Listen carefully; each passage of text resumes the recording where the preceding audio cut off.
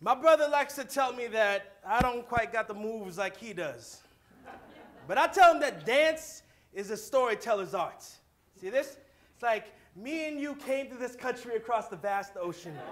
As a restless wish whistling around the chambers of our parents' heartbeats, I tell them your stories are our stories, the history of the Ardenwood B-Boys. And a young boy who used to watch us fumbling around a piece of cardboard that was meant by our parents to be used as balikbayan boxes. We knew like 3 moves. Groundwork, the backspin, the pose.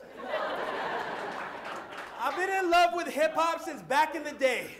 And no, it wasn't the day I first heard Run DMC, watched Beat Street, or threaded fat laces into my Adidas. The day I fell in love with hip-hop, I can trace back to a fight on the grounds of Ardenwood Elementary, and the day we stood up to a group of white kids who kept us on the knuckle and sneaker heel with the same curses their parents had for ours. Now, I don't know who bled first or who bled second, but what started as a high noon standoff between these potty-mouthed children quickly burst into a chipwood pressure cooker. It was only a matter of time before somebody popped. I did not think it would be my quiet friend Neil, who walked into the middle of all this mayhem, his provincial malnourished body like a steel girder through the tempest. He took every bit of it, every bit of thrown wood, every bit of burgundy split-flittled, fuck you monkey and fuck you white boy. His toothpick arms clenched like a moral warrior facing a Colt 45.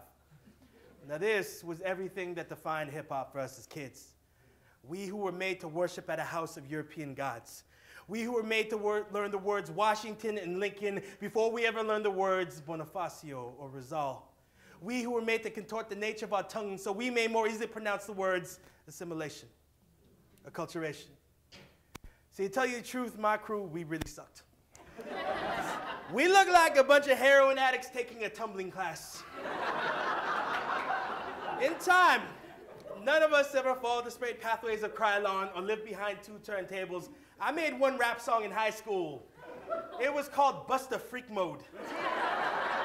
So you know my shit was whack. But you ask any one of us where hip-hop is for us today, then we'll tell you. It's raising children. It's fighting to pay the bills. It's living split lip, bruised knuckles with an ear-to-ear grin. And yet another MC talks about the death and wants to claim it as their philosopher's stone. But I'm not ready to believe it. See, at my base metal, I'm still that kid throwing Tambark at America.